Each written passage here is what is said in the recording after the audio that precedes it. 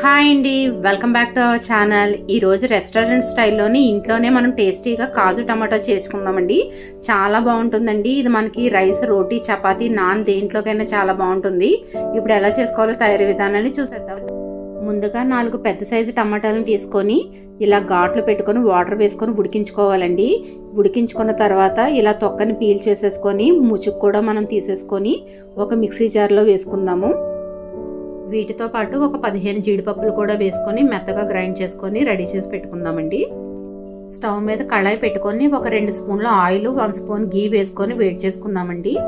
ఇప్పుడు ఇందులో 4 ఎండుమిర్చి, 1 స్పూన్ జీలకర్ర వేసుకొని వేయించుకుందాము. ఇలా వేయించుకున్న తర్వాత 1 కప్పు సన్నగా తరిగిన ఆనియన్స్ కూడా వేసుకోవాలి. ఇందులో రుచికి సరిపడా సాల్ట్, అలాగే 1 స్పూన్ షుగర్ కూడా యాడ్ చేసుకొని ఉల్లిపాయలు బ్రౌన్ కలర్ వచ్చేంత వరకు బాగా ఫ్రై చేసుకోవాలండి.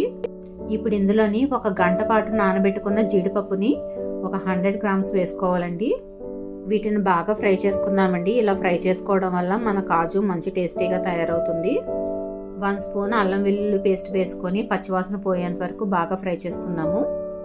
ఆనియన్స్ ఇలాగా గోల్డెన్ కలర్ వచ్చేంత వరకు ఫ్రై చేసుకోవాలి. మనం ముందుగా రెడీ చేసి పెట్టుకున్న కాజు టమాటా పేస్ట్ని ఇందులో యాడ్ చేసుకొని పచ్చివాసన పోయి ఆయిల్ పైకి సపరేట్ అయ్యేంత వరకు బాగా ఫ్రై చేసుకుందాము. ఇలా బాగా ఫ్రై చేసుకున్న తర్వాత ఇందులోని 1 స్పూన్ ధనియా పౌడర్, 1/2 స్పూన్ జీరా పౌడర్, 1/2 టీ స్పూన్ పసుపు, అలాగే 1/2 టీ స్పూన్ గరం మసాలా, అలాగే 1 స్పూన్ కారం కూడా వేసుకొని వీటన్నిటిని బాగా కలిసేలాగా కలుపుకుందాము. ఈ మసాలా స్పైసెస్ అన్ని బాగా వేగిన తర్వాత ఒక 2 పెద్ద టమాటాలు ఇలా పెద్ద ముక్కల కింద కట్ చేసుకొని జస్ట్ మగ్గితే సరిపోతుందండి. టమాటాలు మ్యాష్ చేయకుండా ఉడికించుకుందాము. ఇప్పుడు ఇందులోని కొద్దిగా వాటర్ యాడ్ చేసుకుందామండి. ఈ మసాలా స్పైసెస్ అన్ని ముక్కలకు బాగా పట్టేంత వరకు మనం 2 నిమిషాల పాటు మూత పెట్టుకొని ఉడికించుకుందాము.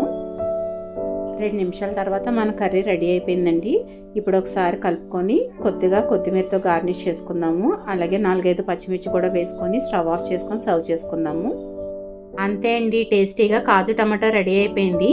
Thank you for watching. Please like, share, comment and subscribe to my channel. Thank you.